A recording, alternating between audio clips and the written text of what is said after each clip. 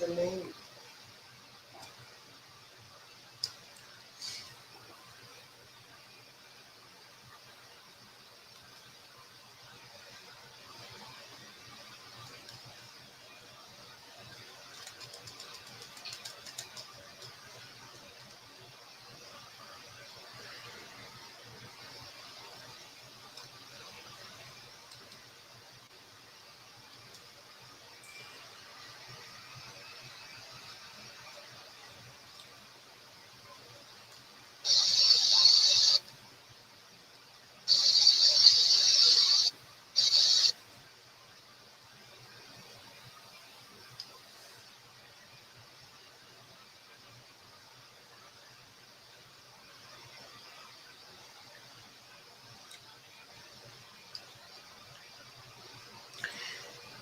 Hi, everybody.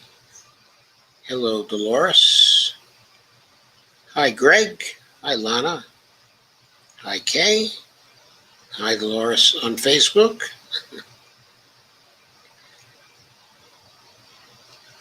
Parts of Texas are getting slammed with severe weather, huh? My brother is in Dallas. Is that part of Texas getting slammed with severe weather?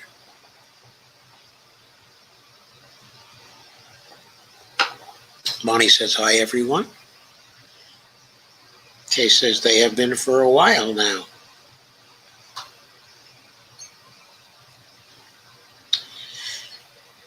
Okay, lots of outrages tonight. Well, let's begin with what perhaps is the main outrage. Israeli actions against the Palestinians. Greg says Houston is about to, from what a friend said a few minutes ago.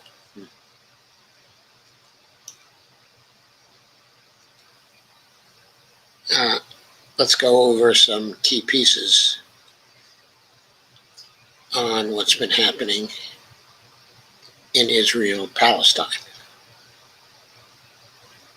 Israel / Palestine.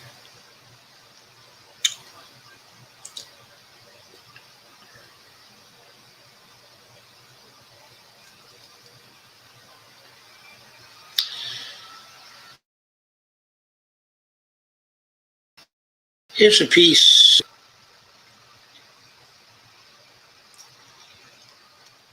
It's an article from their opinion and analysis section called Israel's Pogroms in Jerusalem Could Spark the Destruction of the Al-Aqsa Mosque.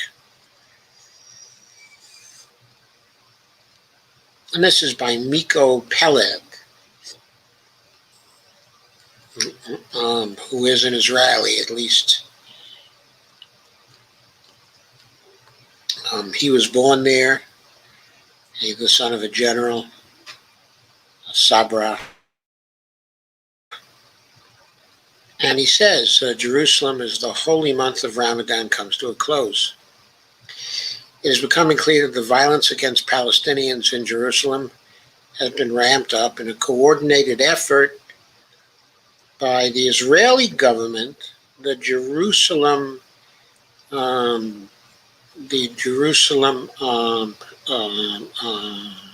municipality, the Israeli police, and violent Zionist gangs, street gangs. That, my friend, that kind of coordinated effort, that is what we find in fascism. These latest events must be seen in the larger context of the ethnic cleansing of Palestine in general and of Jerusalem in particular. They should also be seen in the context of internal Israeli politics. Jerusalem is burning, and Israeli politicians go on about their business of mudslinging as if this was not their problem. Not a single one thinks anything is wrong with the way the Israeli authorities are handling the situation.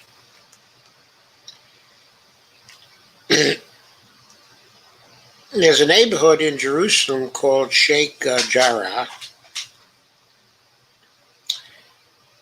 and there's been an assault on the residents of that neighborhood, which holds a particularly important historic, cultural significance to the city.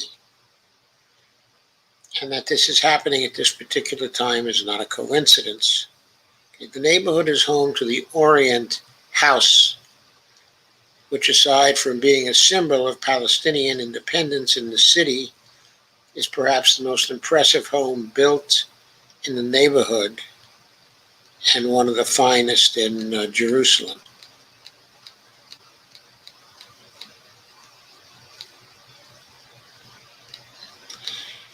The rich history and historical significance of Sheikh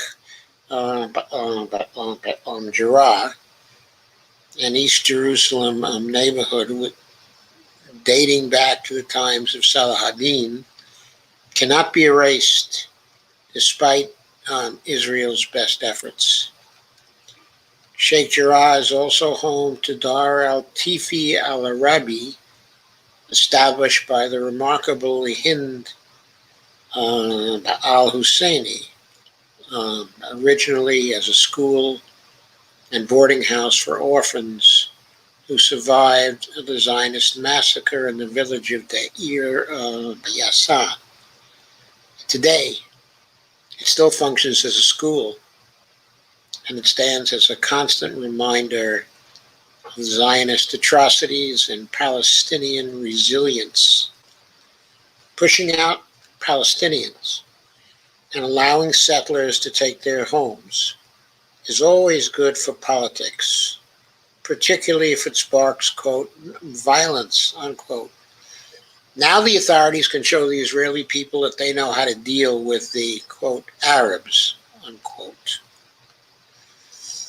There's a picture, of an Arab woman who's certainly the victim, of violence. Palestinians help a woman injured by Israeli police during the evictions of Palestinian families in the Sheikh Jarrah, May 8th, 2021.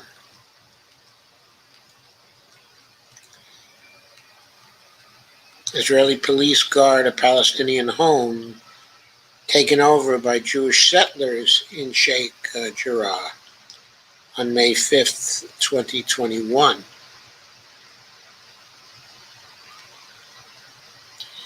Israeli police grab a girl protesting the theft of Palestinian homes in Sheikh Jarrah on May 8th, 2021.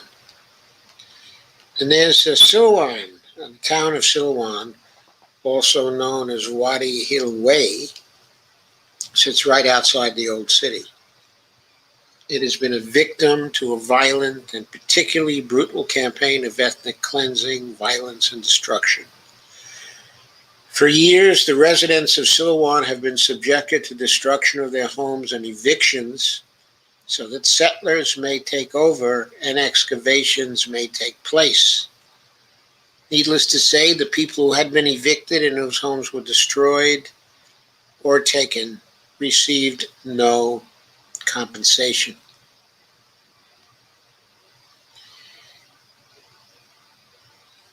And that photo is a photo of King David's ancient road, how Israeli archaeologists are aiding the theft of Silwan. The East Jerusalem neighborhood of Silwan has been subject to a brutal assault by the government of Israel and activist archaeologists. All this is being done supposedly for, quote, scientific reasons, unquote, so that, quote, archaeological, unquote, findings could be uncovered. So far, not a shred of evidence has been found that King David ever existed. Yet an archaeological park called the City of David has already been built.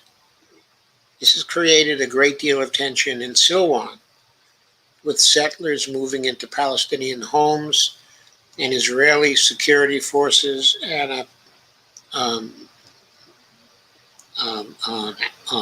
militia that is private, that works for the settlers, constantly terrorizing the town's Palestinian residents. The week of Ramadan and the upcoming Jerusalem Day, quote unquote, celebrations always mean violence against the Silwan's residents. Zionists do not recognize the fact that the old city of Jerusalem, city as a whole, and particularly the old city, has for the better part of 2,000 years been a majority Muslim and an Arab city. The culture, architecture, monuments, and the residents of the city are mostly Muslim and Arab as well, with several minority communities coexisting alongside them, including a small and impoverished Jewish community that lived within the Jewish quarter. In the aftermath of the Israeli assault of 1967, East Jerusalem, along with the Old City, fell into Zionist hands. Since then, the State of Israel has been engaged in a massive campaign to boost the mythology of Zionism, which claims a connection between Zionists and the biblical King David. Now, the city's Jewish quarter has been expanded and built to a point where it is an eyesore in what is otherwise a uniquely beautiful ancient city. As Zionists have done throughout Palestine and Jerusalem too, they have evicted Palestinians from their homes so that Jewish settlers can take their place. And there's a photo of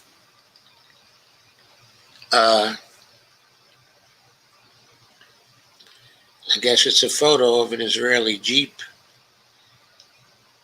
Looks like actually perhaps an armored personnel carrier, because it has a machine gun on it. In the Six-Day War, the myth of an Israeli David versus an Arab Goliath. Miko Peled reflects on the nefarious intents behind the Six-Day War, a war presented to the world as a heroic triumph of an outmatched Israel.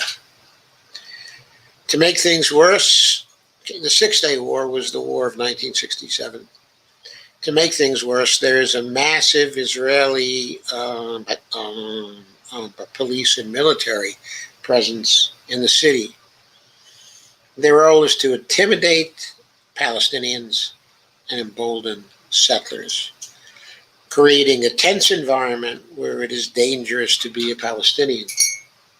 On top of this, in an effort to drive out the Palestinian merchants who have had stores in the old city for generations, international and Israeli tour guides who have Israeli licenses to conduct tours in the city instruct tourists not to shop in Palestinian-owned stores, only in stores that are Jewish-owned.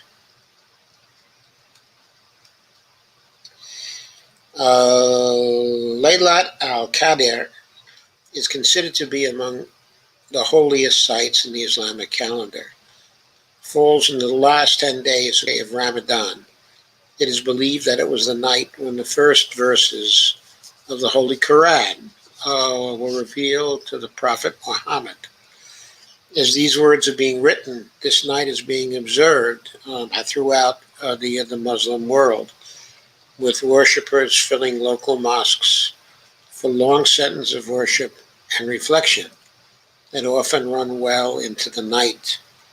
In Palestine, worshippers from all parts of the country travel to Jerusalem to pray at the Al-Aqsa Mosque. This year, however, the Israeli police have blocked roads, denied entry, and forcibly attacked the worshippers within the Al-Aqsa Mosque itself. Palestinian medics report that at least 180 Palestinians have been hurt in the violence at the Al-Aqsa compound, including 80 who are hospitalized. Israeli forces worshippers in Jerusalem inevitably leads to Palestinian resistance and more often than not to Palestinian casualties. During the holy month of Ramadan, and particularly on this night, it can lead to disaster. There's a picture of worshippers take cover as Israeli forces fire tear gas into the Al-Aqsa Mosque on May 10th, 2021. And this other photo is medics treat a wounded by Israeli police at the Al-Aqsa Mosque compound in Jerusalem, May 10th, about 2021.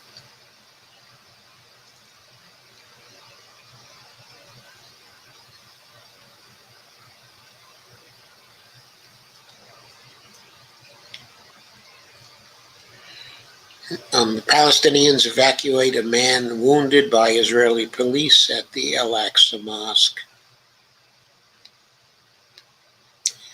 compound in Jerusalem, May 10th, 2021.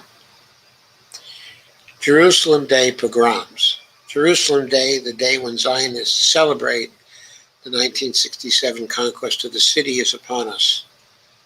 This year it follows, or rather is a continuation of, the terrorizing of Palestinians by Israeli authorities and armed Zionist gangs.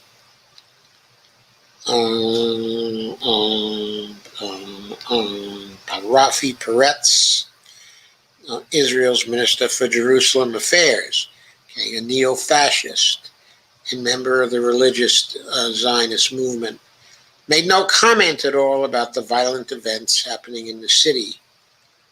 He says that he is excited to prepare for the, quote, celebrations, unquote, of Jerusalem Day. This is a day where Zionist gangs raid the old city and terrorize Palestinian residents and merchants in what can only be described as a psychotic celebration of conquest and destruction.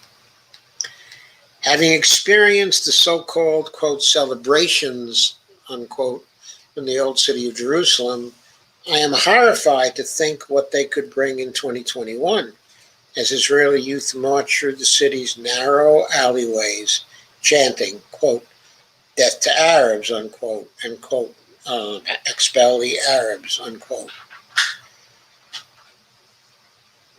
And that kind of reminds you of Charlottesville, doesn't it?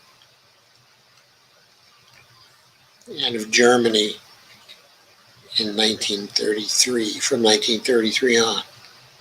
For close to 100 years, Zionists have been stealing Palestinian land, claiming that Jews had once lived where the Palestinians now reside, and it is therefore permissible to evict them and take their homes and land. This is the case in Sheikh Jarrah, in Silwan, and is the case in all of Jerusalem, and indeed in all of Palestine. The state of Israel, with its politicians vying for popularity and its armed Zionist gangs, will not rest until every Palestinian leaves Jerusalem and the Al-Aqsa compound is in ruins. This will be their mission accomplished, quote unquote. Their moment, okay, mission accomplished.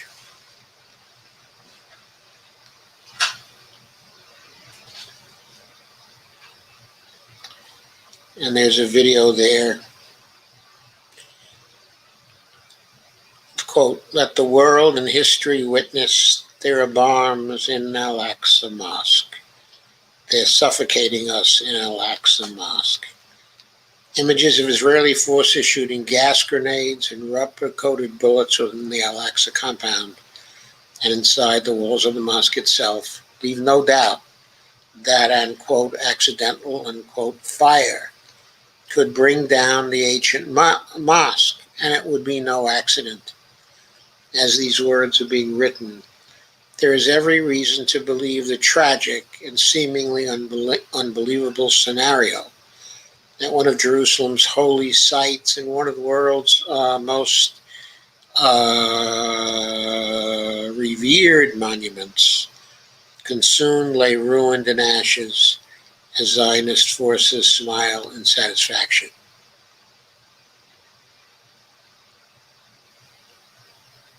Okay, Miko Pellet is Mint Press News contributing writer, published author, and human rights activist, born in Jerusalem. His latest books are The General's Son, Journey of an Israeli in Palestine, and Injustice, The Story of the Holy Land, Foundation 5.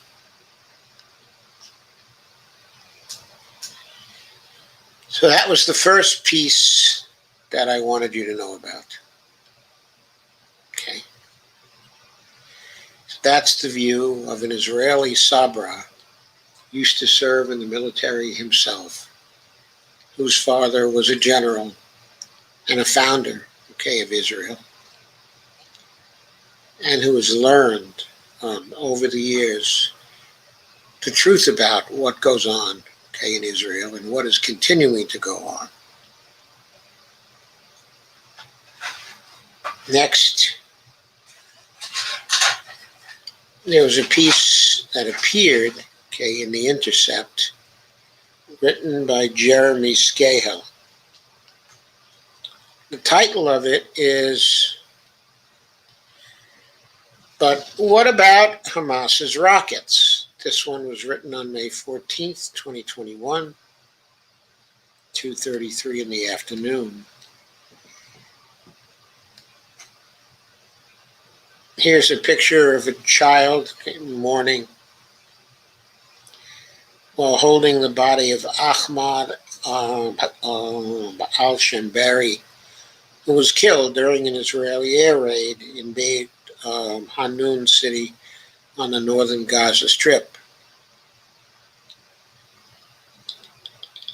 And the boy was mourning during his funeral on May 11th, 2021. The US-backed, armed and funded extreme right-wing government of Benjamin Netanyahu is currently engaged in systemic collective punishment campaign against the people of Gaza. As you know, collective punishment is illegal under international law. It is a violation, okay, of human rights and a violation of international law. More than 2 million Palestinians are trapped in an open-air prison camp with nowhere to run or hide from the scorched earth operation. Children are being slaughtered. Civilian residential buildings are being razed to the ground. Meanwhile, ethno-nationalist militias are rampaging through the streets of Israel and terrorizing their Arab neighbors in a campaign of organized mob violence. We must be clear, what started this immediate horror was the intensification of Israel's ethnic cleansing campaign against Palestinians in East Jerusalem, forcibly evicting people from their homes to hand them over, that is, the homes, to Israeli settlers. The incendiary situation was then exacerbated during the Ramadan siege by Israeli forces at one of the holiest sites in Islam, the Al-Aqsa Mosque in Jerusalem. Israel is a nuclear power armed with the most sophisticated and lethal weaponry imaginable, and it operates with a blank check of impunity bestowed upon it by its fiscal and military sponsor, the U.S. government. President Joe Biden has a career-long record of defending Israel's worst crimes. And as president, he is now facilitating this murderous crime against humanity being committed by his, quote, great friend, unquote, Netanyahu. This is all rooted in Israel's multi-decade war of annihilation against the Palestinian people. And there is a Palestinian man carrying a Palestinian child killed during an Israeli airstrike, carrying him to Al-Shifa Hospital in the Gaza Strip, Palestine, on May 13th, 2021. That's this picture here. the broken body of the child. The Israeli and U.S. governments, indeed all Western governments, are promoting an insidious lie with a propaganda campaign to make Hamas the central issue of this the bloodbath. The refrain, repeated over and over, that Israel has a right to self-defense, is intended to give Israel a shield of impunity and to justify its crimes against humanity. The U.S. position is that Israel has the right to self-defense, but the Palestinian people do not.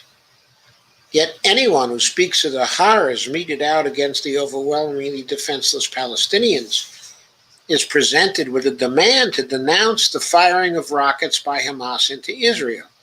It is an effort to, quote, both sides, unquote, what is an asymmetric campaign of terror waged by a nuclear power against a people who have no state, no army, no air force, no navy, and an almost non-existent civilian infrastructure.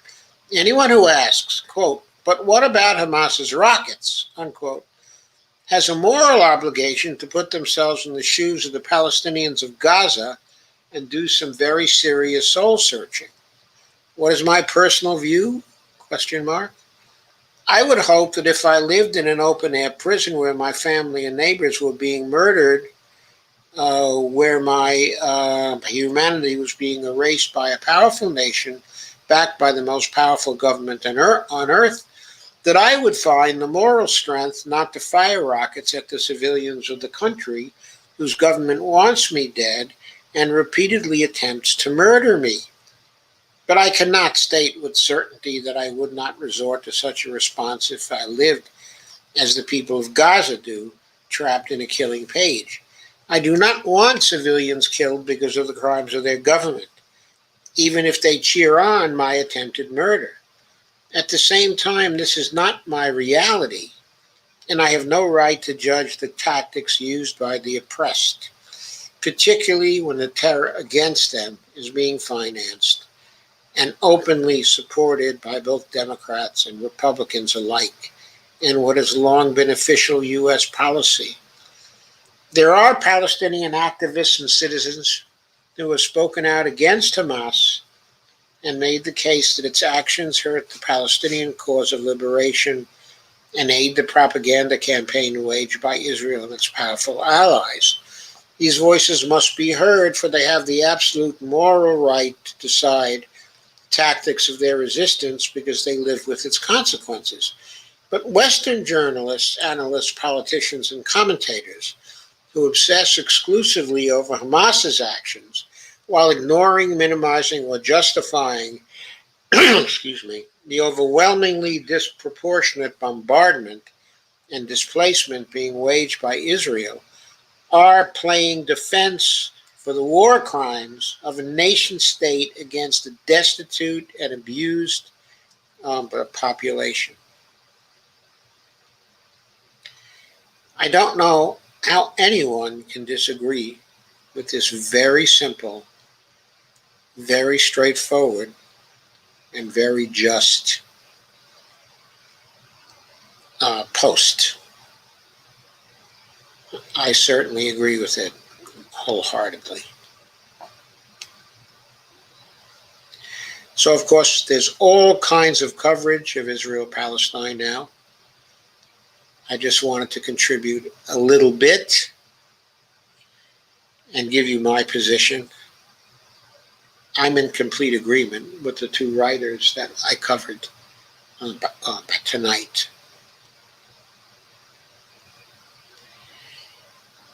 There are human rights that the Israelis have been violating for decades and decades, and decades. It does not stop, and they do not stop. Their actions are very reminiscent of those of the Nazis.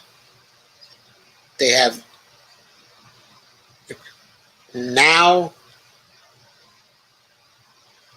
completely identified with the aggressors and with the murderers of what were once people in their own families. It is disgusting, utterly and completely disgusting.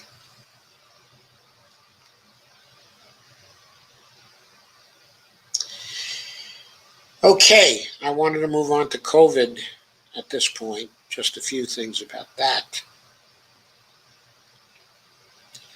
Because there's an outrage going on there too.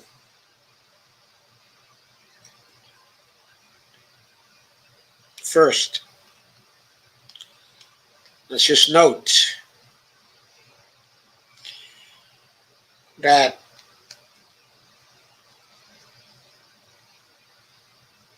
there's the Institute for Health Metrics at the University of Washington.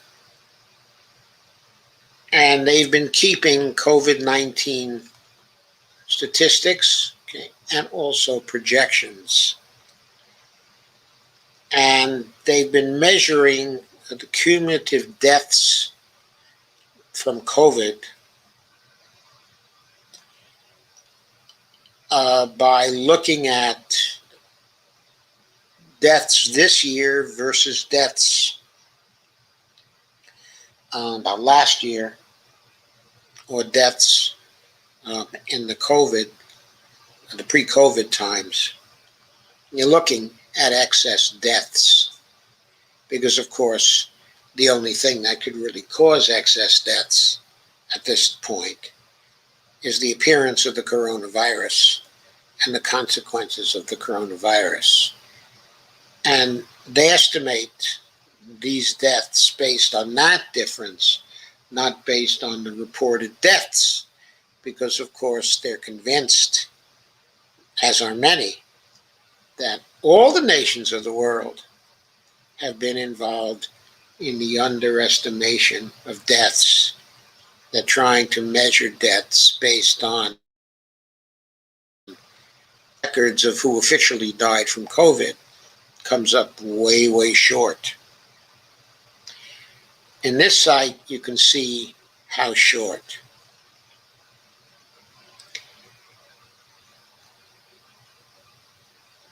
The COVID deaths, okay, as of today, okay, are estimated to be 918,299 deaths. By September 1st, 2021, they project that they will be at 946,875 fatalities. Now, the current projection based on records right now, essentially reported COVID deaths, is running something like 600,000, 605,000. There was even a quote on the Fault Lines program this morning that it was at 585,000. So we are undoubtedly looking at serious underestimation of fatalities. So if you're interested in something that is probably more accurate, or that at least certainly should be taken into consideration when viewing what actual fatalities are, you should go to this particular site, the IHME site, and look at their projections for an alternative perspective on how many people are dying from COVID. Now, this is not something unique to the United States, the underestimation of the death at all. Let us, for example, look at the United Kingdom.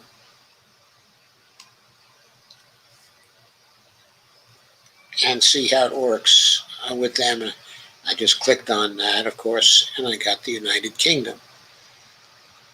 By September 1st, they're looking at 210,764 COVID-19 deaths. And the projection for today is 210,187 deaths.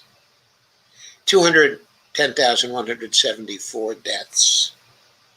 Okay, so very little difference. The fatalities have evidently now flattened out, okay, in the UK somewhat.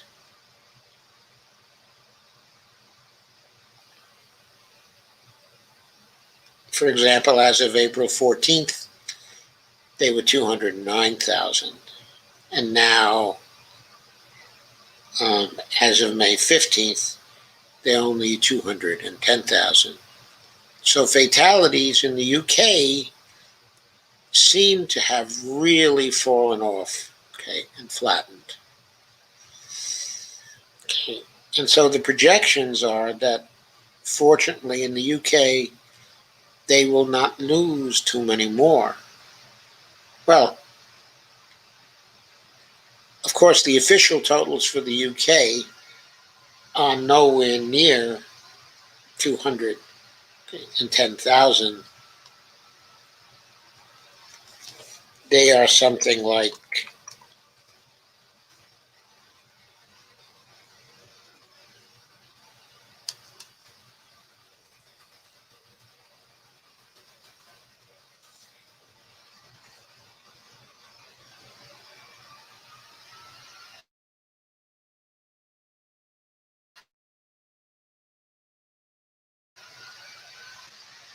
in getting that figure right now. I did not have it lined up.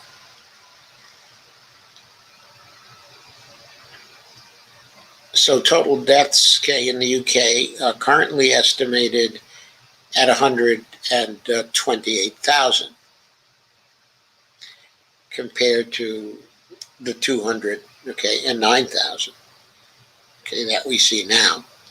So you can see there's a level of underestimation of deaths, okay, in the UK, which is comparable to the United States. There are many nations that are where there's just considerable underestimation of deaths. For example, taking the official reports, in India, there have been 283,276 deaths. But if I go back to the IHME site, okay, and I look, okay, at India,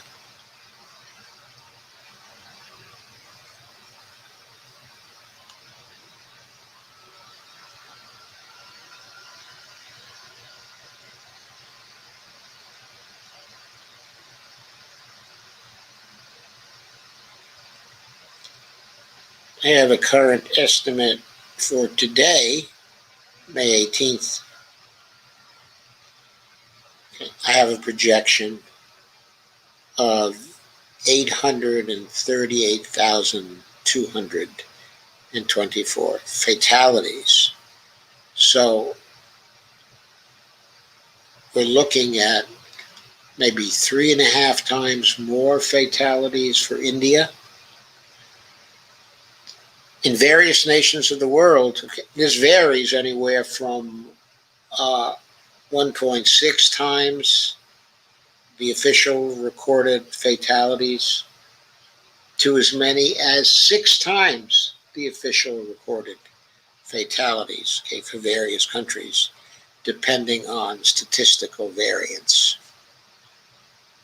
So you see, there's a wide range, okay, of measurement error going on.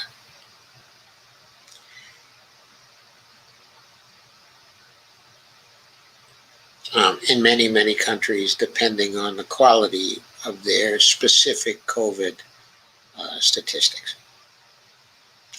So I thought it was important to bring that out and to show you this fatality site and they not only measure cumulative deaths,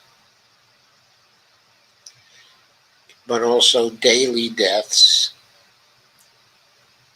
a graft, hospital resource use,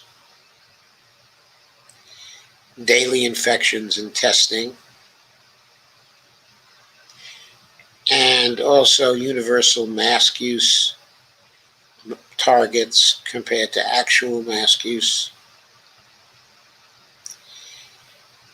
Very interesting statistics on this site if you're interested, in learning more. My bottom line is that COVID is still a very, very serious problem,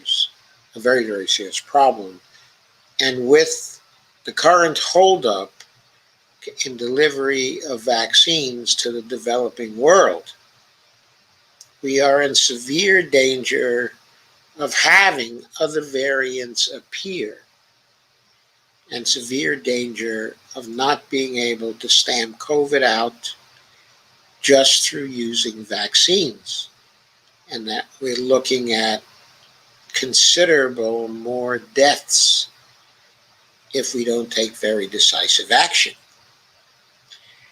But here's another outrage going on in the COVID area.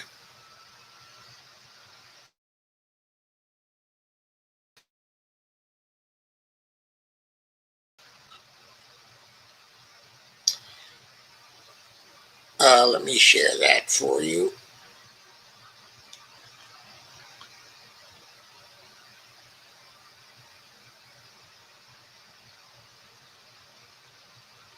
Here's a piece which appeared in Biz News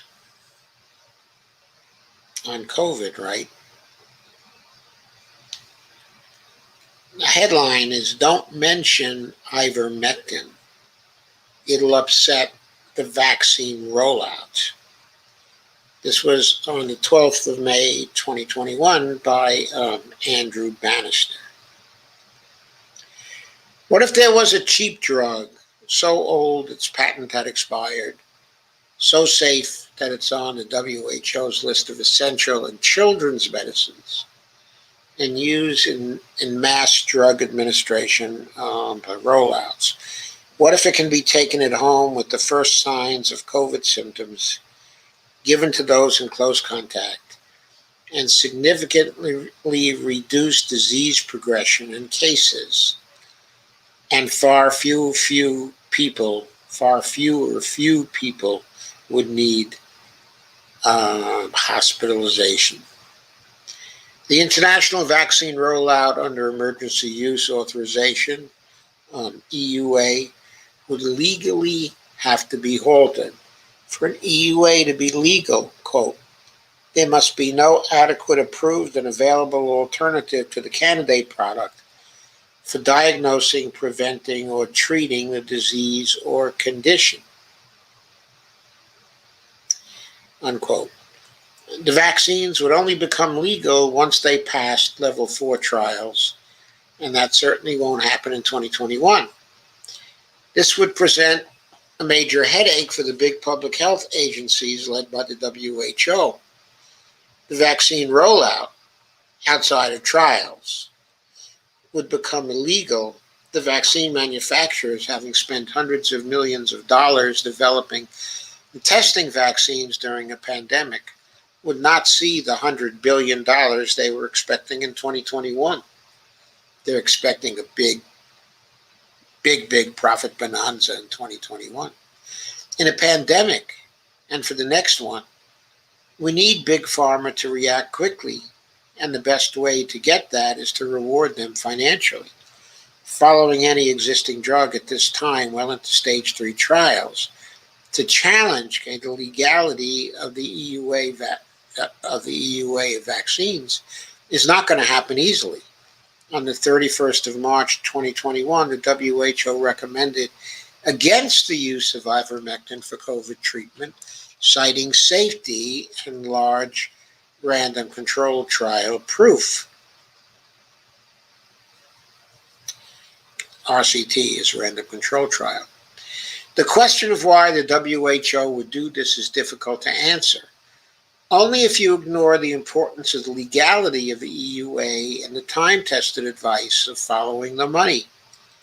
The WHO, a once noble organization funded by the world's countries, now receives less than 20% of its budget from member states. That's a consequence of neoliberalism, by the way. The Bill and Melinda Gates Foundation is the second biggest sponsor after the USA of the Gavi Alliance, GAVI, a private public organization promoting vaccines, was founded by Gates, and now pushing for vaccine passports, are the fourth biggest sponsor to the World Health Organization. Tedros, the WHO Director General, served on the Gavi board for several years. The WHO in 2021 changed the definition of, quote, herd immunity to occurring only when the global population has been vaccinated. The WHO has either made serious mistakes in their analysis or deliberately undermined ivermectin and other early treatment drugs in favor of vaccinating the world. Obviously, this is a huge windfall for vaccine manufacturers, with Pfizer set to receive over R1 trillion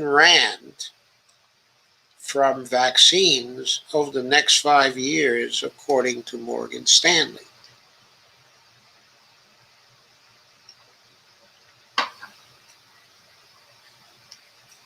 Not sure what R1 trillion is in dollars. I presume that's South African currency. But in January this year, the several months long ivermectin research by meta-analysis of randomized controlled trials commissioned by WHO was released. The paper showed that ivermectin reduces deaths by 74% and is 85% effective as prophylaxis.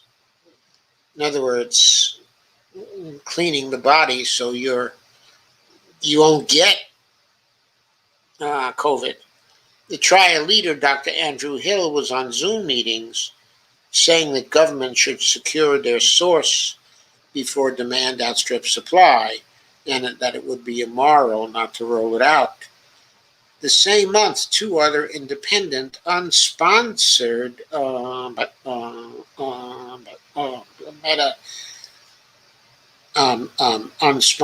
meta-analyses confirmed a similar range of effectiveness at various stages of the disease.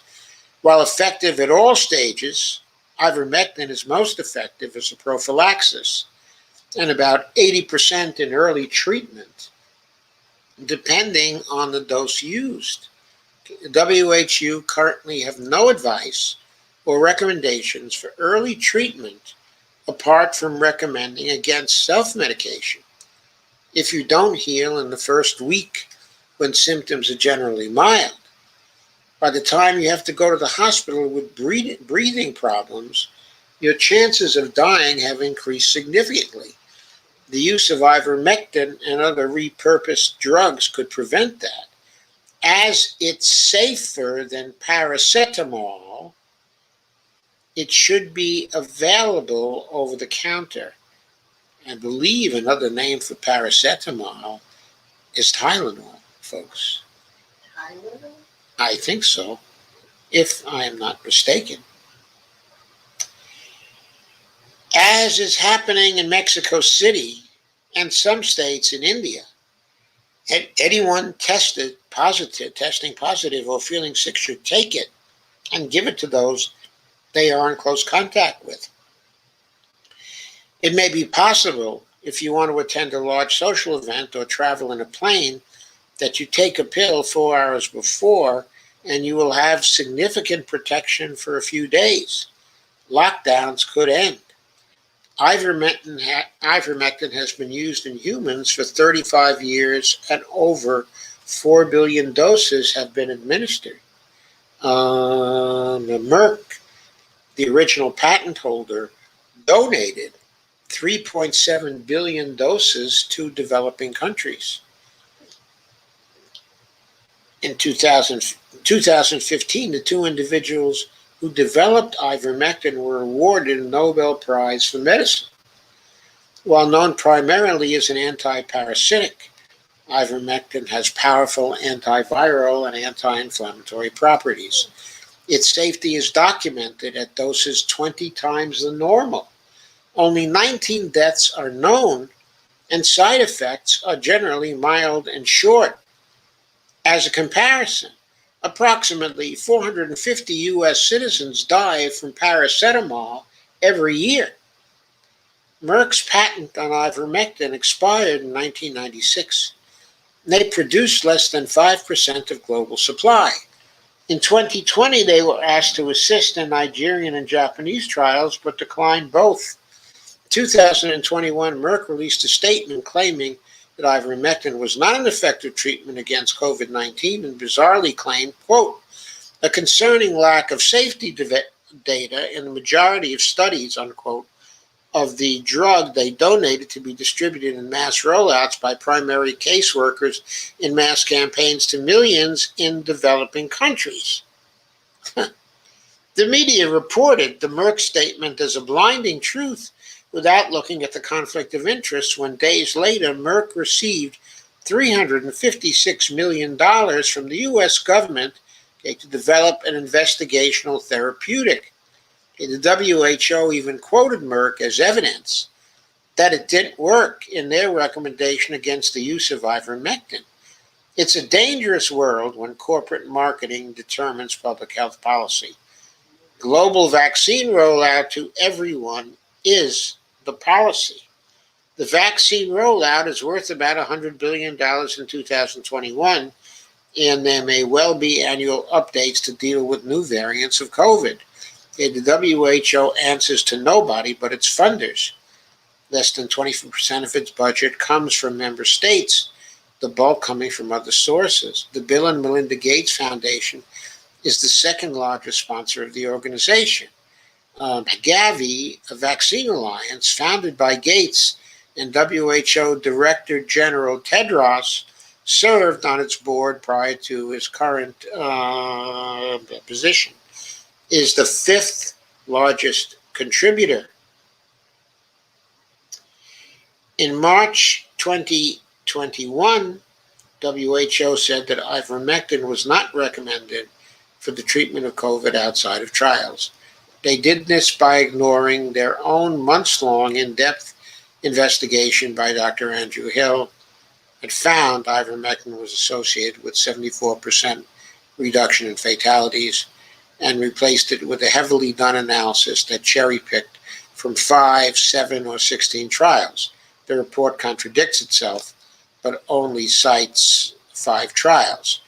The figures the WHO report supplies show a reduction of death by 81%, but with a, quote, very low certainty of evidence, unquote. The WHO report didn't even mention prophylaxis, where ivermectin is most effective, saying that fell outside its mandate. The WHO will not approve ivermectin's use without it first proving itself in a large random control trial. These trials cost millions, and nobody except those with a financial interest in vaccines have offered to fund such trials. WHO are best placed to run large random control trials on existing drugs, but haven't done so with ivermectin, despite its being over a year since ivermectin was proved to kill COVID in a lab. As only Big Pharma can afford the large random control trials, the only drugs that go through the large RCTs are the ones developed by Big Pharma and become the only ones approved by WHO. Is that a rigged system, or is that a rigged system, folks? Almost every media house around the world has contributed to the marginalization of ivermectin. No mainstream journalists have investigated the evidence or questioned and debated scientists supporting it. It's called an animal drug, quote unquote, and dangerous.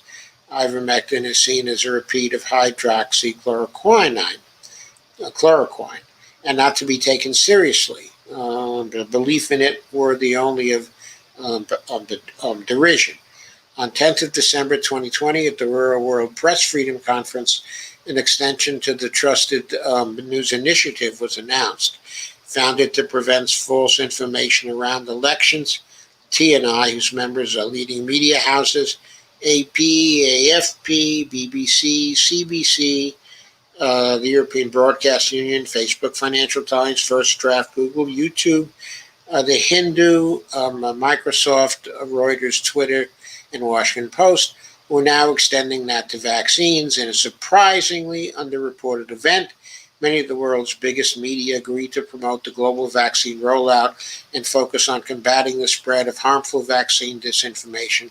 While noble and well-intended, this has unfortunately led to media silence on promising early treatments that could significantly drop hospitalizations. In March this year, New York Times broke a story repeated around the world, reporting a trial that proved ivermectin had no effect, quote unquote. The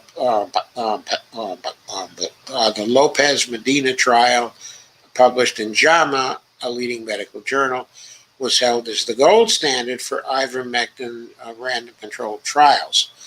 In the trial, which was reminiscent of a big tobacco, quote unquote, hit job, vaccine manufacturers paid the researchers, documented in the paper's conflicts of interest section. There are many faults in the trial. Among them, they accidentally gave ivermectin to both arms of the trial and changed the trial's primary outcome, the mid-trial, 3 times. Normally, nobody would pay a trial any attention after these significant problems. As the trial was on a young, healthy population, in an area with high ivermectin use, freely available from the mayor during their first COVID wave, you were allowed on the trial if you hadn't taken ivermectin for 5 days, despite its effects being noticeable up to a month after a single dose. Surprisingly, less than 3% of the participants had any disease progression against an expectation of 18%. So, there was an expectation that 18% would get the progression of the disease, but less than 3% did. The rare but specific ivermectin side effect, the blurred vision, was within 0.3% of both groups, as were other side effects. The results were collected telephonically, and no physical examination was done. From their result, with surprisingly few people having any progression, some suggest that the trial inadvertently proves ivermectin's efficiency. It's not possible to arrive at the conclusion that ivermectin doesn't work, which is what they did, and the media bought it. Unless you know where to look, you will find hardly any positive information on ivermectin.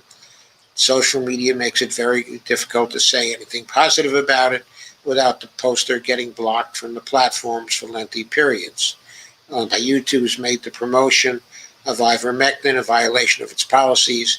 There is no public conversation in the media about it. It's just ignored. Respectable medical journals are sitting with piles of ivermectin papers on their desks. They refuse to publish without providing any reason, despite at least one of them having passed peer review by 2 FDA reviewers. The book, quote, The Manufacturing of Consent, comes to mind, where Chomsky and Herman look at how mass media serves the rich. It's a David against Goliath fight, a cheap generic versus big pharma. There are now 27 random controlled trials, about 7 meta-analyses, and many observational trials that show ivermectin works. There is very little evidence that it doesn't work. The WHO were very sparse in detail and process in their recommendation against its use. New research from the All India Institute of Medical Science, AIIMS, on a group of over 3,500 healthcare workers, using 2 doses of ivermectin as prophylactic, reduced cases among healthcare workers by 83% in the following month. Also Mexico City has for several been using a test and treat with ivermectin strategy. A research paper by Mexico City Health claims that depending on dosing, they have reduced hospitalizations by 56 to 73%. India, in its current destructive wave, has just taken the example set by its two most successful states and authorized the use of ivermectin in early treatment. Doctors who use it swear by it. As for more proof, the Gates Together trial is going on, but given Gates' large investments in vaccine, its results are already mistrusted. In Goa, they have just authorized giving ivermectin to everyone who tests, not waiting for a result. If ivermectin works, it should soon be clearly seen, unless the, quote, ivermectin is dangerous, unquote, group wins. We need more studies, especially on higher dosing, but we know it's safe, so there's no need to wait. Ultimately, what this means is that ivermectin and other repurposed drugs, like the promising antidepressant fluvoxamine, work for early treatment.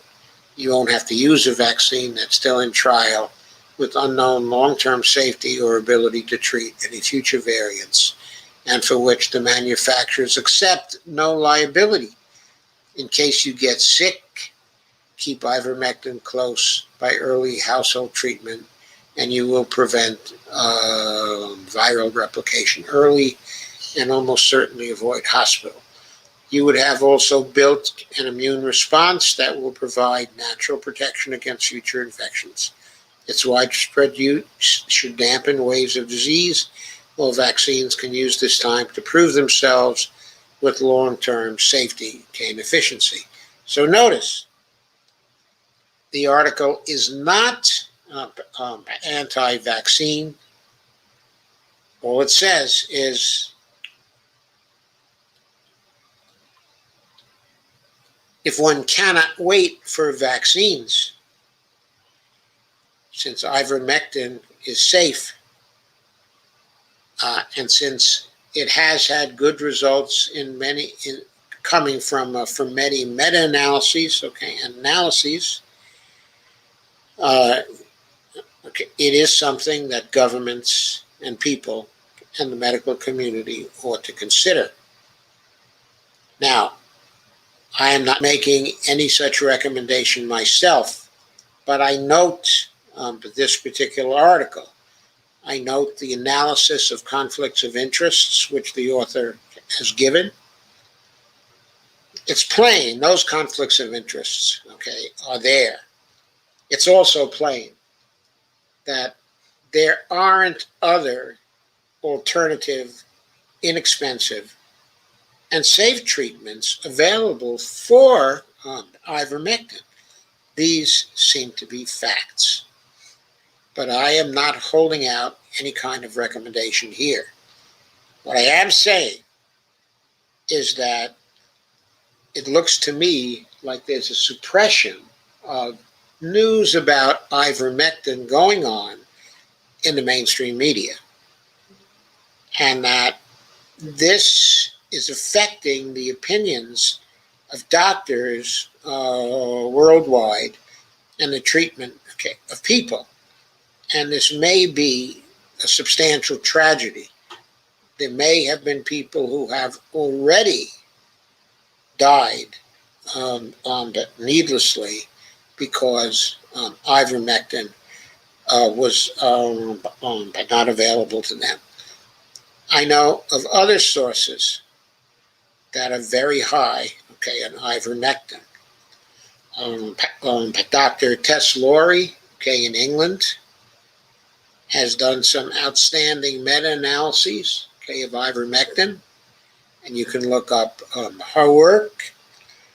And Dr. Pierre Corey, from the United States, has many, many videos, on ivermectin, and lots of practical experience as a clinician actually using it. And he too, will tell you that it looks like there is suppression of this possible medication going on by large corporations and large media organizations. We've seen enough of that in politics, okay, to know that this is a suspect situation, and I think that it's a situation, okay, of outrage, and all of us should be looking further into this. So I thought you should hear about that one.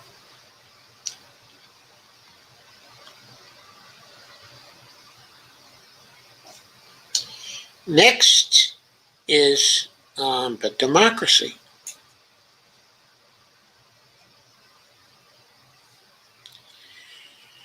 First, a piece by Dave Sirota on May 17th, The Normalization of Voter Suppression. The key finding here, well, let's just go through to start with. Voter suppression has been around for as long as the Republic. Stories of subterfuge and ballot box stuffing schemes are part of American political folklore.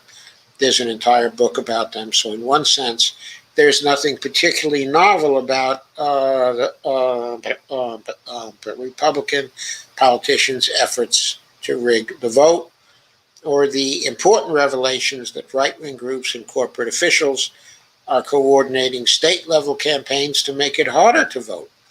However, a new nugget of polling data illustrates that something more fundamental has happened. Voter suppression is no longer a plot engineered in the shadows and denied in public for fear of criticism by a population that considers such measures grotesque. Instead, voter suppression is having its coming out party because more and more Americans now consider it to be a perfectly legitimate and even laudable campaign tactic. I'm reading from Dave's article now, okay, in the Daily Poster. The data point comes in a new CBS/YouGov survey, buried under the top line finding that almost 2/3 of Republican voters do not consider Joe Biden, okay, the legitimate winner of the 2020 election, despite Biden's Electoral College and popular vote victories. Further down the survey, pollsters asked GOP voters whether, in advance of the 2022 election, they would advise Republican leaders to, quote, tell the public about popular policies and ideas, or instead, quote, push for changes to voting rules on the basis that, quote, the Republicans, quote, will win once those changes are in place, unquote. Nearly half of Republicans supported the latter move, with the strongest demographics in support being female Republicans, non-white Republicans, and white Republicans with no college degree. This wouldn't be so profound if this were a survey of only of cynical, campaign-hardened GOP consultants. But here we see that a near majority of rank-and-file Republican voters have internalized the soulless cynicism of their party's political class.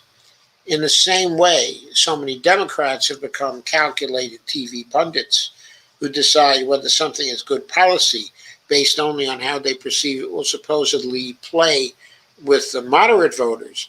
Many Republican voters have become dead-eyed operatives who actively support voter suppression, regardless of how it might conflict with their party's bromides about freedom and democracy. So that was the news. I don't want to go too much further with this, but the point is the corruption of popular opinion to the point where people are ready to distort the key process in our democracy, which is the possibility of having a fair vote, okay, by manipulating the rules, coming out in favor, okay, of rigging, being in favor, okay, of rigging. This is a very important finding, and gives more weight to the idea that this country is more and more ready for the undermining of the democratic process and for the victory, the coming victory of the fascist politics. These voters, as Dave puts it, are willing to sacrifice democracy in order to supposedly save it, an authoritarian mentality that never ends well. And of course, he's right. We have to fight that.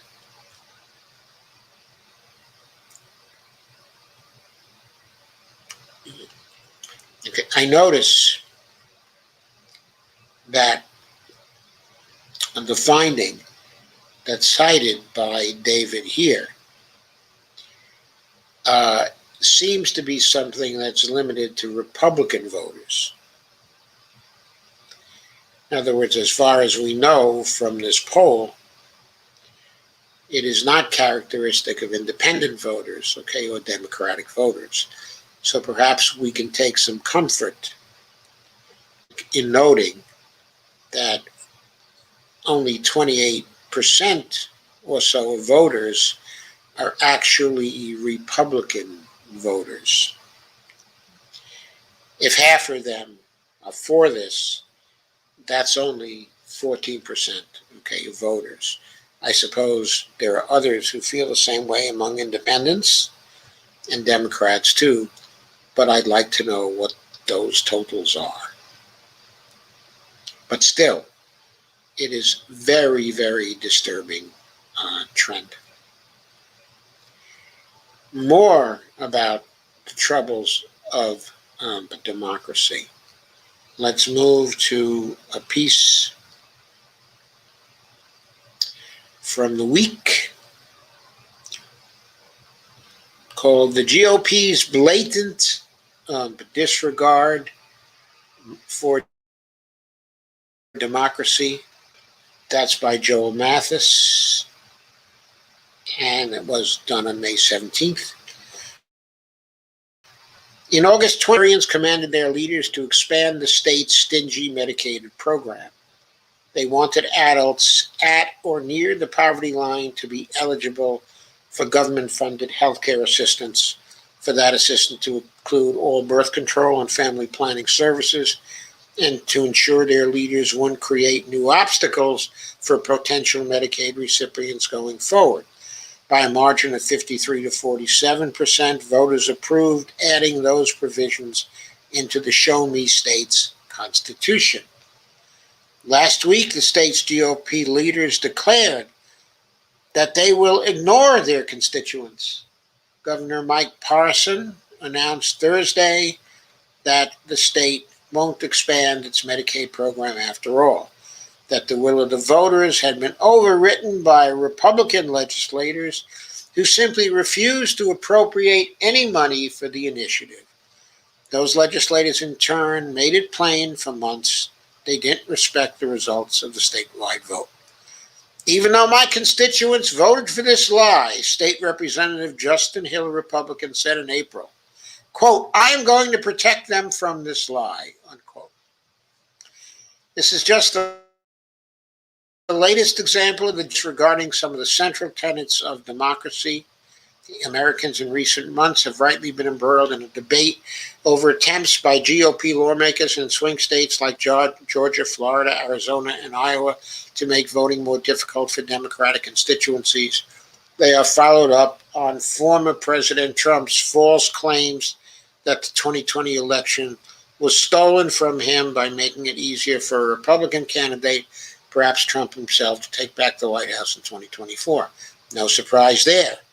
Even rank-and-file Republican voters say the party can best win elections by changing the rules instead of doing the hard work of persuading Americans.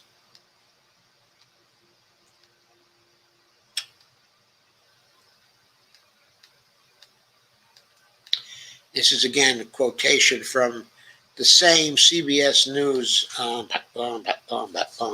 YouGov poll that was quoted by Sirota. But the party's antipathy towards democracy won't just have consequences for national elections. The Medicaid debate in Missouri shows yet again that state and local government officials across the country aren't much inclined to respect the will of the voters, at least not when that will gets crosswise with their own. This became obvious after the 2018 midterm elections. In Michigan, Republicans in the state legislature stripped powers from the governor, attorney general, and secretary of state after Democrats won those posts. The same thing happened in Wisconsin, where Democrat Tony Evers had just won the governorship. Both states were following the lead of North Carolina, where GOP legislators in 2016 responded to the election of Democratic Governor Roy Cooper by cutting the size of his administration and limiting his appointment powers. In Florida, voters in 2018 overwhelmingly approved a ballot measure restoring voter rights to former felons who had completed their sentences, probation, and parole. The state requires a supermajority of 60% approval to pass such measures. The voting rights measure got 64% support. The measure would have made more than 1 million of Florida's citizens newly eligible to vote. Republicans in Tallahassee neutered the initiative by requiring those ex-convicts to pay all their court fees and fines before they could fill out a ballot. When the legislatures can't defeat progressive ideas, judges can. Last week, the Mississippi Supreme Court struck down a voter-approved medical marijuana program in a lawsuit brought by Mary Hawkins Butler, the longtime Republican mayor of Madison, Mississippi. Judges said the law that enables voter initiatives in Mississippi is flawed and out of date, something that was also true, but apparently not a problem when voters approved the GOP-favored voter ID law in 2011.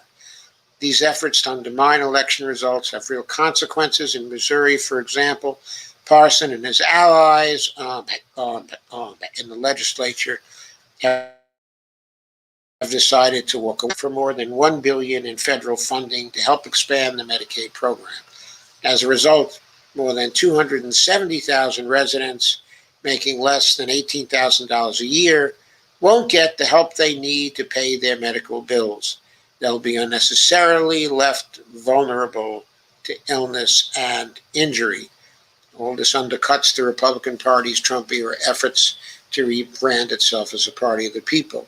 If citizen-led initiatives to change the laws and constitution of a state don't qualify as, quote, populist, unquote, then the term needs to be retired. Senator Josh Hawley has been toying with economic populism for a while now.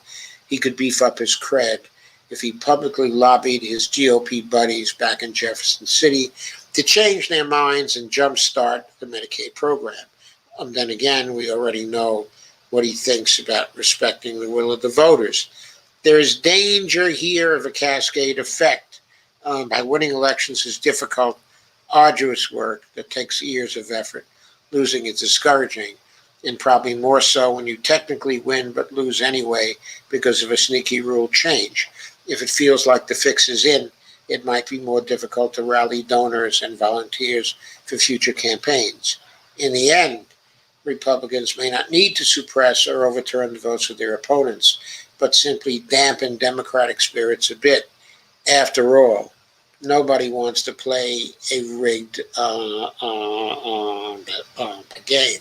Of course, just a comment on this, the danger here is that when people feel the game that's supposed to select one's rulers is rigged, then people don't turn to the election game anymore, but they turn to more violent games in order to fix the situation. Because that's all they have. That's the only thing they have that can get them what they need. The very reason why we have democracy, though, is to avoid those violent games. Democracy is a substitute for violence. When you undermine democracy in the way you do here, the way things always end is violence. There is violence in repression of the populations. There is violence in the economic policy used against the people. And there is finally violence in the resistance of the people. and then there is revenge. And that is the path that is being trod by the GOP right now. Next, just to make it clear that the undermining of democracy is not something restricted to one side. Let us look at a particular news item, if we can get it, from the American Prospect. I do not know why it is failing to come up here, but this is an article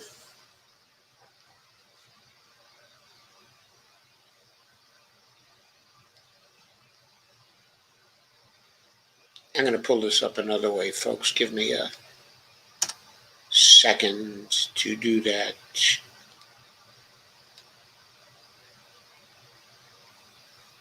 Something has happened to my link to this article about Jim Clyburn.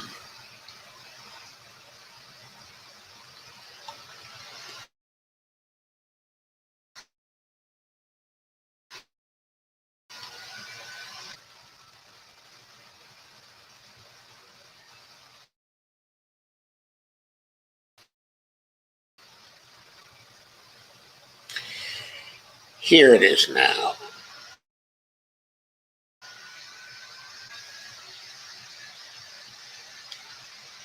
Not showing on your screen quite yet, but this should make it work.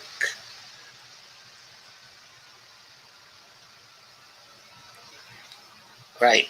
I don't know what happened the first time, but we're okay now. Jim Clyburn undercuts the Democratic police reform bill. This is by Alexander Salmon on May 13th. Nearly years passed since May 25th, 2020, killing of George Floyd, an anniversary that brings with it the informal deadline among Dems for police reform. Despite having all that time to put together and pass a police reform package, the fate of the George Floyd Justice in Policing Act, the second version of which passed the House in March and stalled in the Senate, remains as muddled as ever. To some on the Democratic side, that's just fine. According to reporting from Axios, the recent conviction of Derek Chauvin, the Minneapolis officer who murdered Floyd, had congressional aides feeling less urgency to move a reform bill. The congressional comfort came within action is not a reflection of an American public that's opposed to police reform. Far from it, recent polling from Vox and Data for Progress showed that 55% of likely voters felt that the Chauvin conviction made the need for police reform even more urgent than before, presumably on the premise that preventing state-sanctioned murder was more important than gaining a measure of accountability for it. The looming deadline has reignited the debate over what exactly a satisfactory bill will contain. Emphasis on bipartisanship preached by both President Biden and Democratic senators opposed to changing the filibuster rule has slowed the process even further as House Representative Karen Bass, Democrat of California, and Senator Cory Booker, Democrat of New Jersey, try to find common ground with the Republican figurehead on the issue, the GOP's sole black senator, Tim Scott, who's a Republican from South Carolina. Two parties have substantively different and likely irreconcilable visions of what police reform looks like, with the fundamental disagreement coming over qualified immunity, the legal shield that makes it impossible for police officers to be sued for wrongdoing even when they knowingly break the law. Most leading Democrats have insisted that qualified immunity must be repealed as part of any satisfactory bill. Scott and the Republican caucus have been less willing. This negotiation was made substantially more difficult for Democrats after House Whip, Congressional Black Caucus member, and top-ranking Democrat Representative Jim Clyburn went on the Sunday shows this past weekend and vocally pledged a willingness to give up on qualified immunity reforms entirely. Appearing on CNN's State of the Union, Clyburn said, "If we don't get qualified immunity now, then we will come back and try to get it later. But I don't want to see us throw out a good bill because we can't get a perfect bill." Unquote. Screw this guy. This guy is just awful. The heart of the police reform bill is getting rid of qualified immunity so that they stand accountable. There really isn't anything else in the bill that's so important as that. These comments mark a stunning undercutting of the negotiating position of Representative Clyburn's colleagues and are a major departure from the position of ranking House and Senate Democrats, as well as civil rights and activist groups. Clyburn waving the white flag on the most crucial sticking point with the police reform bill that Bass, Booker, and others are still in the midst of negotiating puts them in an even tougher position as they try to wrangle a less and less willing GOP into some sort of consensus. Clyburn's comments, it seems, were not lost on Tim Scott. Less than a month ago,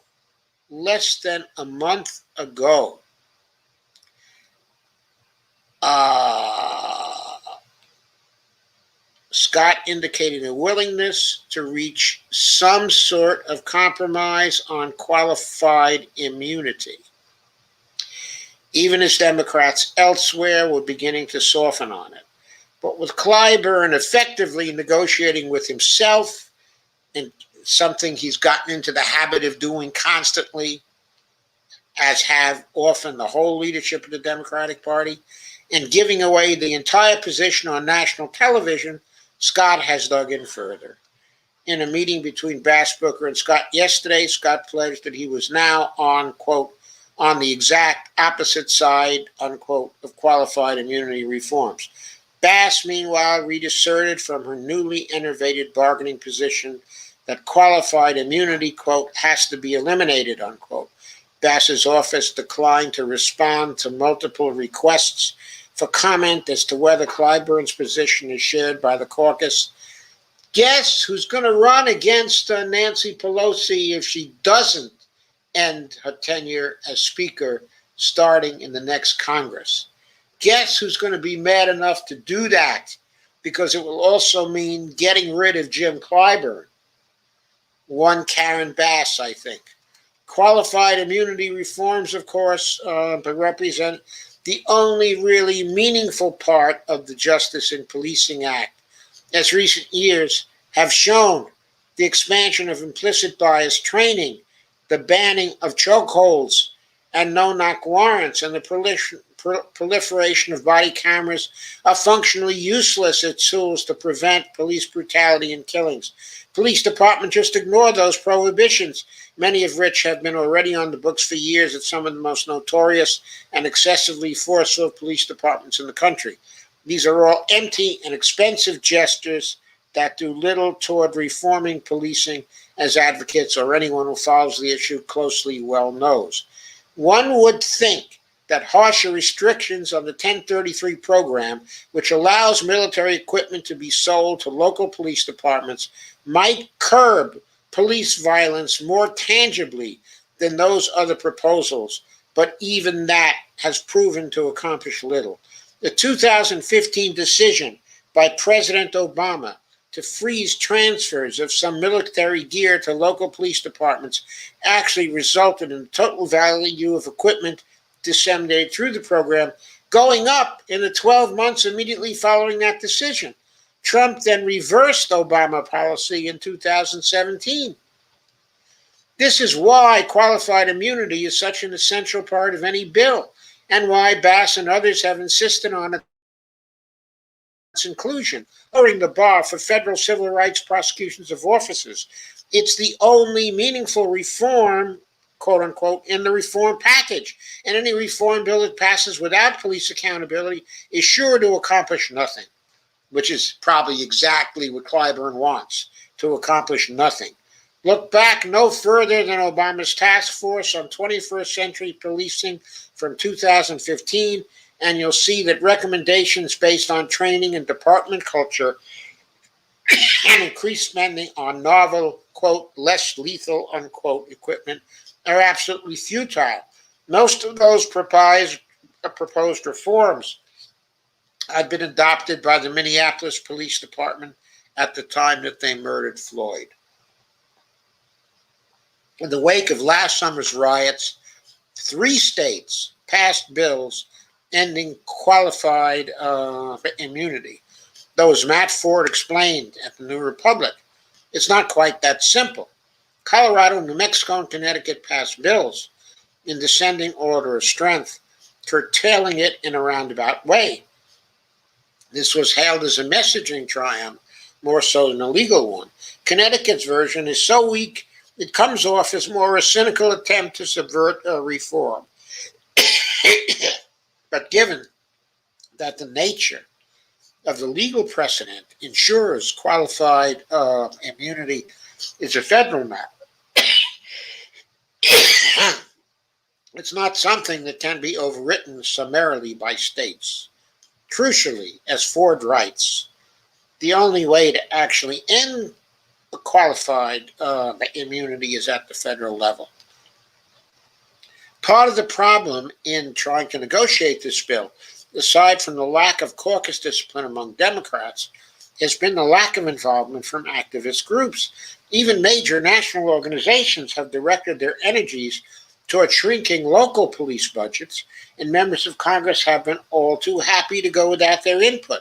That's why stray comments from someone like Clyburn, someone who's lost his mind, can so effectively, he didn't say that, I did, can so effectively derail the whole process, which is being steered by members of Congress themselves and not advocacy groups. Still, the popular uprisings organized by those groups have made it such that there's plenty of appetite for doing something among voters. In that same Vox Data for Progress poll, the support for curbing qualified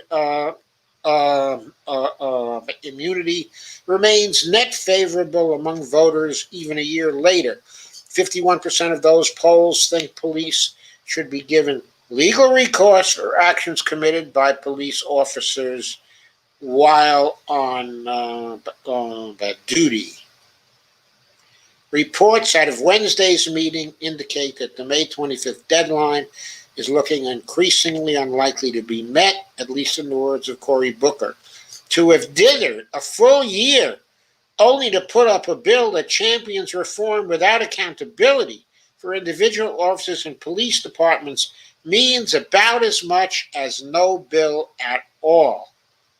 So basically, it looks like Clyburn has torpedoed something that a majority of certainly Democratic constituents, but a majority of registered voters want to happen.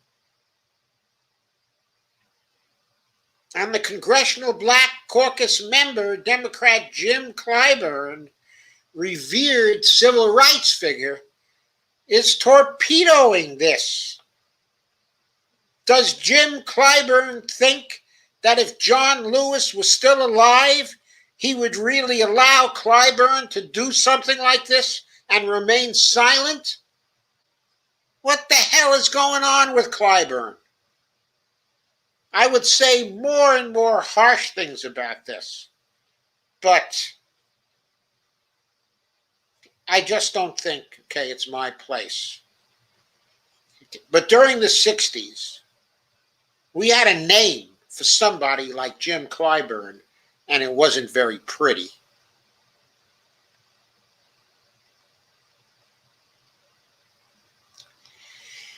Anyway, it's now about 10:38. I intended to take up the question of inflation myths in this live stream, but I believe now that I'm going to postpone that until tomorrow. and take your comments, because this is my second live stream of today, and I think it's time for me to take your comments. I'll certainly be back tomorrow at 9 o'clock for some other great stuff for you. I hope some of you are occasionally motivated to visit my Patreon site.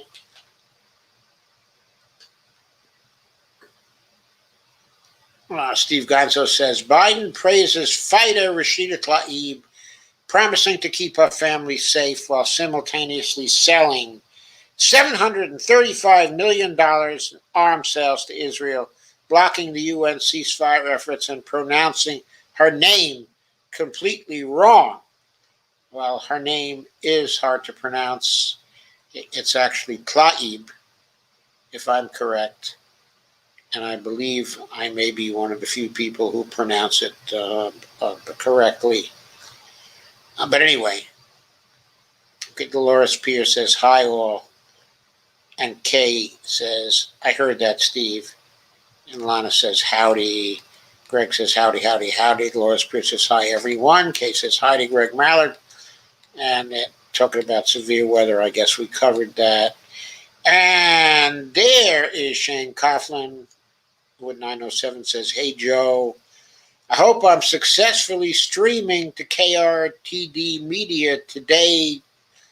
I tried in my earlier stream to KRTD Media, but I checked later and it hadn't appeared on the YouTube page, so I'm not sure what's happened to it. But anyway, Lana says, why are the Israelis so mean? They're mean because they've been getting socialized into meanness over a very long period of time. They used to have a sense of justice even back in the 60s, but they've been corrupted by victory and been corrupted by the fact that their politicians didn't have the courage to do the thing that needed to be done, which was get out of the occupied territories and let the Palestinians form a state in those particular territories. They should have done that, okay, in the 1970s, and they very well know it. And ever since then, they've been projecting their own mistrust and hatred of the Palestinians onto the Palestinians, thinking that the Palestinians feel that way about them, which is probably true, but the Palestinians have the justification because they've been systematically oppressing them, certainly since the late 60s and the early 1970s. And by the way, during the early days of the Israeli state in the 1940s, the 1950s, and the 1960s, there was a place for Palestinians who were within Israel in the Israeli state. They were members of the Knesset, and they had a role in the Knesset. And the Israelis were not treating them in such a systematically mean way. That wasn't going on back then. It started going on, actually, during the terrorism period and during the times when Golda Meir was getting so tough with the Palestinians. And it just kept going. Okay? It kept going. And as the Israelis successfully settled some kind of peace with the other Arab states, and the other Arab states abandoned the cause of the Palestinians, it became more and more difficult for the Palestinians to get anything in negotiation at all, except, of course, if they engaged in terror tactics, which they did, because that's all they really had to use. And when they did, of course, it escalated the mistrust and the fear, the Israelis had. And all these years have been devoted to building up the arm might of the Israelis to such an extent that uh, they feel really less afraid. But every time one of these outbreaks occurred, again, the Israelis, who have most of the guns and the super science and the killing, destructive power, they feel like they're the ones who are most threatened while they're basically in the process of ethnic cleansing the Palestinians out of parts of Palestine internationally recognized as the occupied territories. They're so mean because they're projecting and because they're guilty. When you see some of Abby Martin's interviews with some of the young Israelis, I mean, it's horrifying. What are these people learning in school? What has happened to their sense of justice? Kay says, I saw a video today of a little Palestinian girl crying. She wanted to help save her people in the homeland. She kept saying, but I'm only 10. What can I do? I felt so bad for her. That's what happens to people who are only 10. What can they do? And they are victimized, and that hits them for the rest of their lives. They feel guilty because when they were 10 or 7 or 5 or 6, they couldn't do anything about the horrible things happening to their parents. And then it says, what a horrible photo, man carrying the child. Kevin St. Ford says, hey, Joe. Hey, Kevin. Kay says, I might be a forever mask wearer. Steve Gonzo says, 250K plus protesters in Detroit today in solidarity with the Palestinians. Great. That's a big demonstration for Detroit. It is bigger than the big civil rights demonstration that I was at in 1963, okay, in Detroit, which was a demonstration led by Martin Luther King and Walter Reuther in Detroit. With the population of Detroit so reduced, I mean, it's really surprising they could get 250K plus protesters in Detroit today. That's really amazing. Kay says, that's great, Steve. And Dor says, free Palestine from Hamas. Oh, God. Palestine has to be free to make its own choices. All of what is internationally recognized as the Palestinian territories. And furthermore, the Israeli settlers need to get out. They never should have gone in there. They need to get out. And the Israeli state needs to make amends by getting them out, accepting responsibility for what they've done by allowing them to go in there since the 1970s. It was a human rights crime for them to have settled there in Palestinian territory. That crime has been going on for nearly 40 years now, maybe more than 40 years now. And Lana says, one South American rand is 0.071 USD, about 7 cents.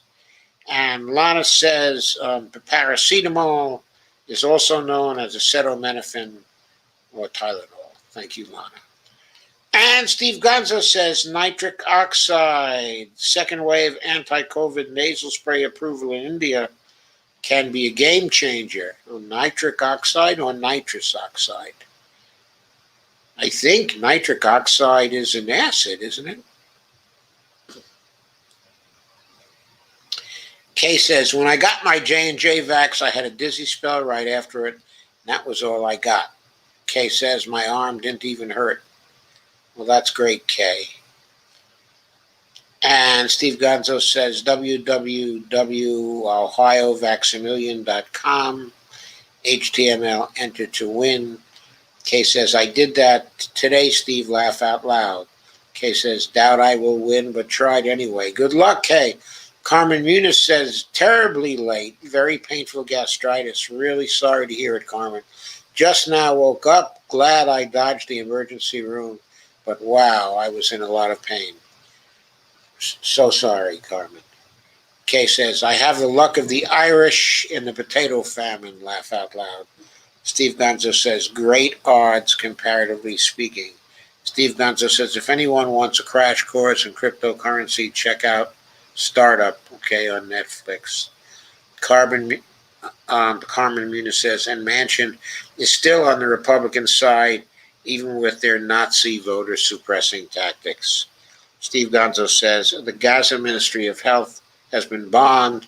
Gaza's only COVID testing facility has been bombed. The medical aid clinics that are provided by USAID have been bombed. Oh, don't you know, Steve? That's what the Israelis call mowing the lawn. Kay says, I heard about that too, Steve. Kay says, those voting hassles are coming up in Ohio now too. Carmen says, denying the sick and suffering expanded Medicare just despite the Democrats' pro-legislation to make this administration seem careless and cruel as they are, as criminal. They need to be prosecuted. But it won't happen if the fascists keep on getting their way. Even when this is exactly right, you undermine democracy, then people resort to violence. Not sure it's just the GOP restricting democracy. Me neither. Right, Joe. When people are sick and dying, they feel they have nothing left to lose and will become violent. At least they'll think they're dying for their cause and not in vain. Most tragic prescription imaginable. But Deborah Wilson says, sorry, I was with TJDS, but I'm here now. Thank you, Deborah. And Lana says, what is wrong with Clyburn? Kay says, can't stand Clyburn. And Deborah Wilson says, Clyburn, the love of liberals, not our love. Lana says, my late grandma would probably say, Clyburn needs a boot in the ass, $, $. Lana says, I will take Karen Bass. Me too. I think Karen Bass will be considered as too progressive for them, though. And Kay says, Clyburn is why we have Biden instead of Bernie. Oh, by the way, Karen Bass was the Speaker of the California House. Kay says, if I remember correctly, Clyburn says, is why we have Biden instead of Bernie. That is one reason why we have Biden instead of Bernie. The other reason is frickin' Obama. Carmen Muniz says, totally vacuous police reform gestures, insulting actually. Who does he represent? Except himself anyway. He represents pharmaceutical industry donors and other big donors like that. He's taken a lot of donor money over the years. He totally bought. Kay says, exactly, Evelina.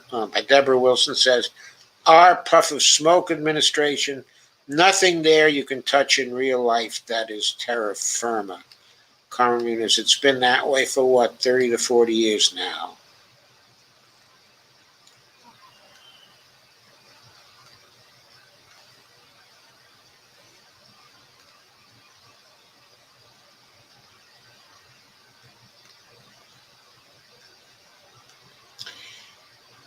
Steve Gonzo says, and what good are body cams if they can turn them off or refuse to release, redact, blur, and edit? Yeah, I think if a policeman turns off his body cam, he should be fired summarily on the spot, absent any pension or anything else. I think that should be in the law. You turn off your body cam, that's it. You're gone. No appeal. Nothing else possible. You're done. Forget it. Carmen says, Clyburn is Stephen from Django. Evelina says he should get kicked out of the caucus. But then, I'm not black, only brown, laugh out loud. Carmen says, Hell, Clyburn isn't very pretty either. Well, after all, isn't he an 80-year-old man? He's not bad looking for an 80-year-old man, is he? Kay says, I like brown, I guess, Evelina. Evelina says, brown on the inside anyway. And Steve Gonzo says, where's your libation, Joe? Here, Steve, here. Where is it? There it is.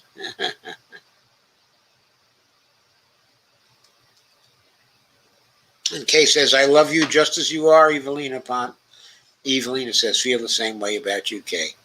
Carmen says, so Israel is pretty much pampered too by the U.S., whether they are right or wrong. Yeah, it's Israel right or wrong. It's not Israel right or wrong for me to strategically bully Iran whenever the U.S. wants to find a scapegoat adversary. And Mustafa Hajimar says, Israel has destroyed Gaza's only laboratory testing for the coronavirus.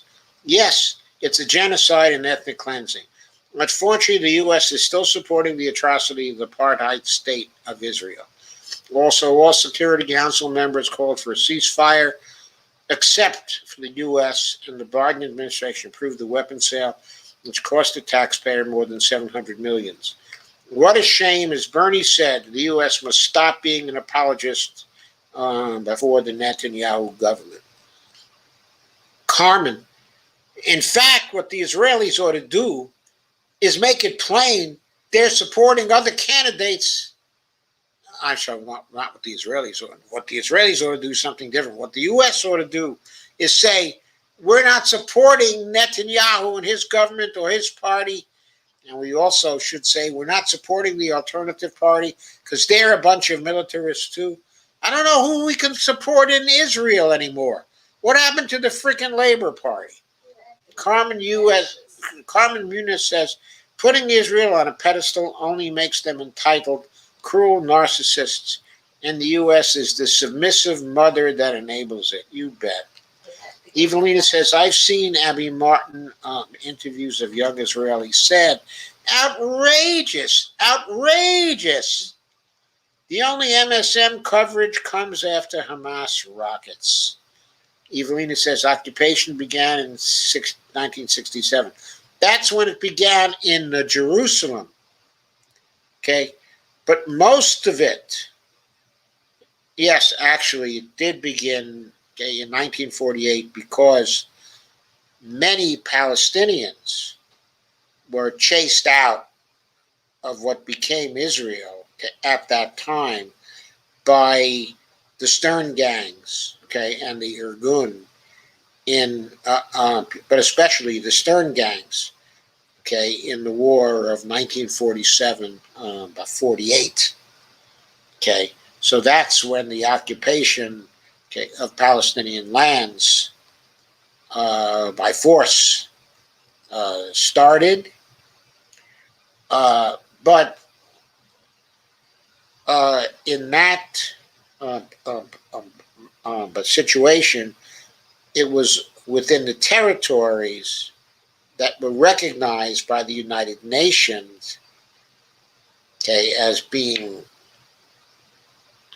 that essentially became part of the state of Israel as part of the partition.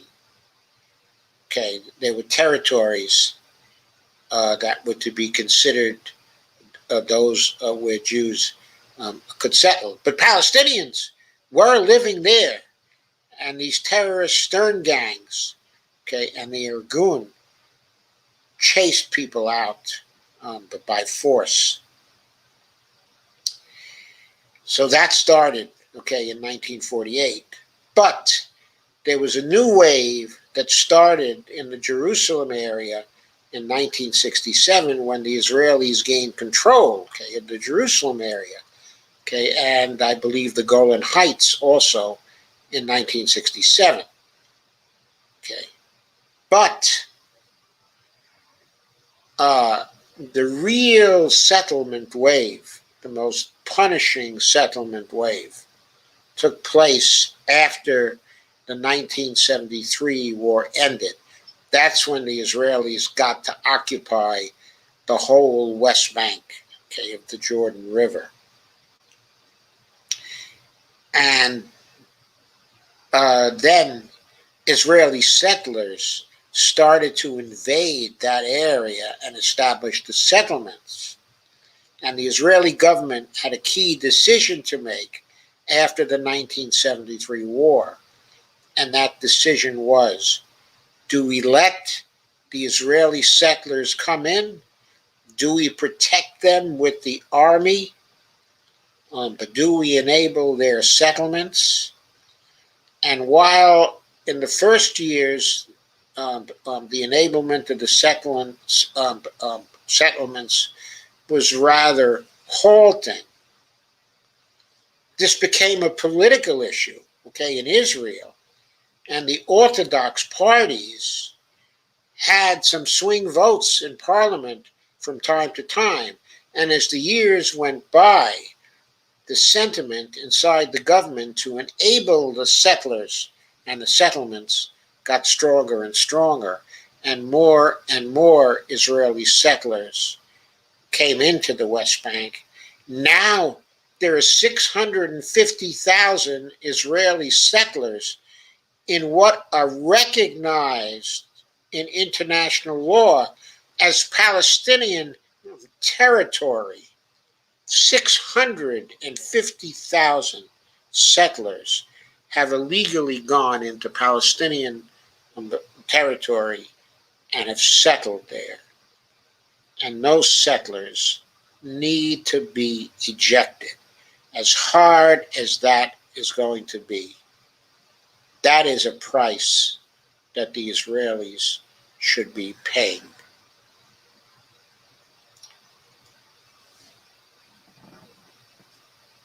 And Evelina says, Mustafa Hajimar, thank you, Mustafa. Deborah Wilson says, Vanessa Beasley has the dates on everything, Palestine, sad occupation, history, and also the settlements. Sorry, Vanessa Beasley. Thank you, Deborah. And Mustafa Hajimar says, Israel must be eradicated, as Rabbi Dovi Weiss said. Well, I don't know if I would go that far. Kay says, Obama sucks. Steve Gonzo says, Abby Martin, 30 dead kids, Biden, you fucking monster, on Biden's unwanted. And there's a YouTube from Steve. And Carmen Muniz says, Stern is German for star. They even adopted their oppressors' lingo. Yes, they did. But also, in this case, Stern may have been a name that was attached to a particular leader of the Stern gangs, because Stern is a very common Jewish name. And Kay says, I saw a map today from the beginning of Israel until now. Shake my head when Palestine has nothing left. Yes. And Mustafa Hajimar says, the statement in the 70th, the settlement. I'm not sure what you meant by that. The settlement in the 70th. In the 70th? I'm not sure what you mean, Mustafa. Please clarify. Okay. So that sort of covers my comments.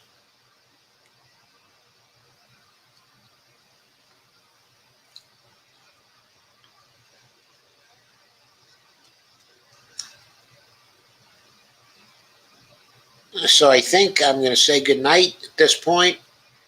I'll be back tomorrow to discuss a number of very interesting things. There are all kinds of things going on, all kinds of very bad things. I'm not discouraged by these bad things.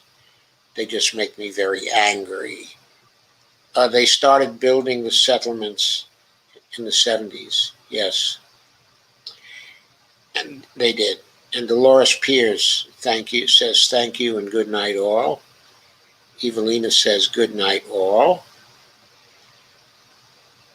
And Carmen says, great show, even if I just caught the end of it. Hope to see you tomorrow. There was another show today, also, Carmen. I don't know if you caught that one. Okay, I did another live stream from 3 to roughly 4:30. And that is one not to be missed. That is very, very important because of what's going to happen on July 31st. And Kay says, thank you all for another great discussion. Love these and love you all too. Thank you, Kay. Deborah says, yeah, I'm not depressed. I know you're angry, Deborah. That's what I like. And Mustafa says, good night all. Good night, Mustafa. Thank you for coming. The debt ceiling. Yes, that one was about the debt ceiling, getting rid of debt ceiling crises, what to do about getting rid of debt ceiling crises. Carmen says, no, I missed that one, was walking the floor in pain during that time. I'm so sorry to hear it, Carmen. I hope you're well enough tomorrow to take a look at that. It's on YouTube and Facebook, of course, on my pages, and at KRTD Media as well. So, I'm going to end. So good night, everybody. Have a great night. I'll see you tomorrow.